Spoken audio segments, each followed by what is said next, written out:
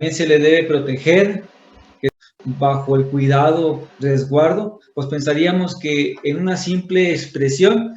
estos niños y estas niñas no pudiesen tomar decisiones. Y así, históricamente en nuestro país, a los niños y a las niñas, así se les consideraba como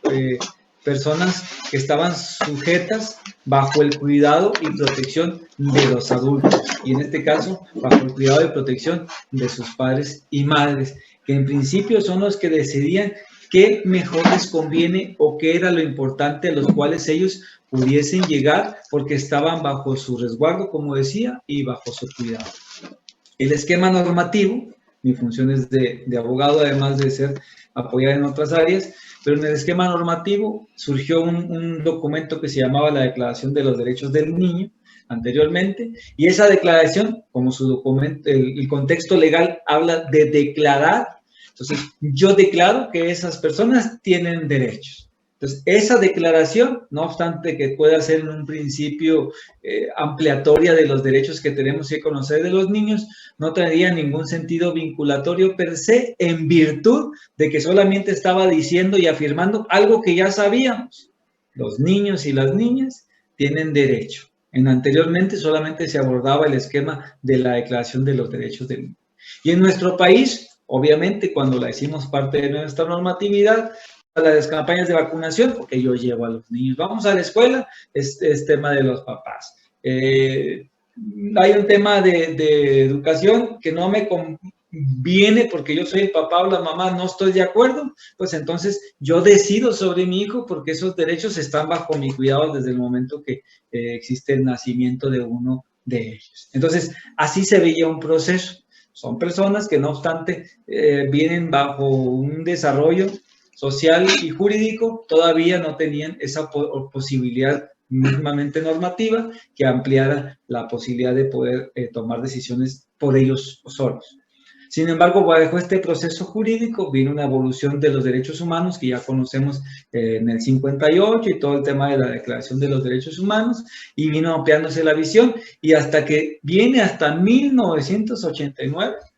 lo que es la Convención de los Derechos del Niño, que nos dicen, a ver, vamos a ponernos de acuerdo, porque sí, históricamente, sobre todo en el tema de las guerras, los niños fueron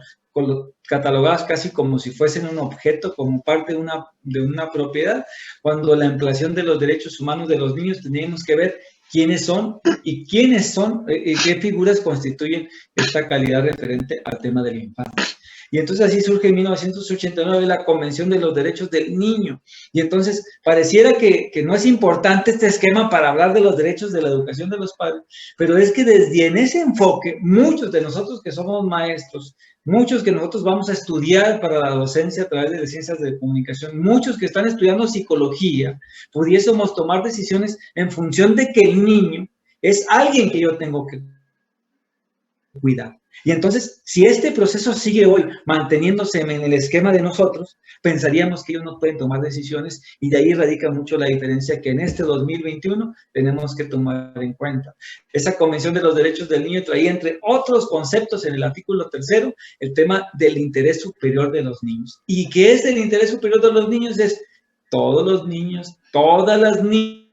que por concepto se amplió obviamente bajo los procesos de la perspectiva de género, deben y tienen todos los derechos que esta convención les corresponde. Pero, sin embargo, uno de los derechos humanos en protección a través de ese interés superior es el derecho a la participación, el derecho a ser escuchado, además del derecho a la vida y obviamente el derecho a la educación. No quiere decir que la educación en México fue a partir del 89, no, pero la visión del enfoque del tema de las responsabilidades de los padres de familia sí tuvo un vuelco bien importante a partir de esa premisa. Obviamente nuestro país la recogió como normativa hasta el 1991 y no vino hasta la evolución del año 2000, que surgió una ley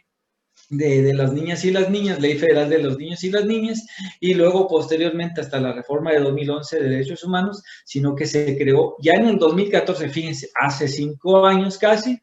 6 años, bueno, 5 años más o menos, el tema de la Ley General de los Niños y las Niñas. ¿Y qué implica todo este proceso jurídico? Que durante mucho tiempo las interpretaciones de las situaciones en las que se veían envueltos los niños todavía estaban fluctuando en si eran importantes sus opiniones, lo que buscaba en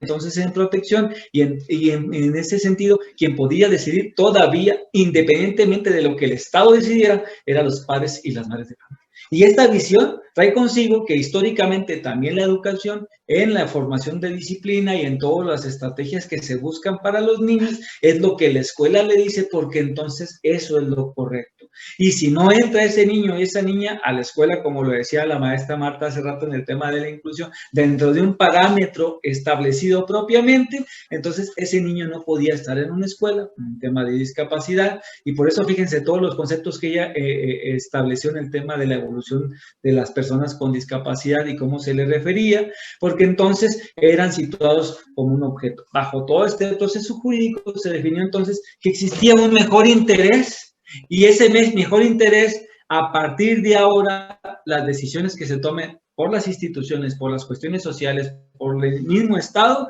tienen que ver qué es lo que mejor les conviene a los niños y a las niñas, pero con su participación. Y eso es bien importante, porque si no se les pide su participación, entonces pareciera que seguimos tratándolo como objetos a los niños y a las niñas en este proceso. ¿Por qué planteo esto? Porque entonces dice el artículo 4 constitucional, en el referente del tema del interés superior, nos dice así textual: es deber de los padres preservar este derecho de los menores a la satisfacción, hablando del interés superior, de sus necesidades a la salud física, mental, y la ley determinará qué apoyo se les va a dar para que se les proteja de mejor manera a cargo de las instituciones públicas. Por premisa constitucional, entonces, se ha depositado en los padres de familia el deber de velar por su mejor interés. Obviamente el interés, si lo puedo conceptualizar de la mejor manera, es el que su bienestar y su desarrollo se den de la mejor manera de acuerdo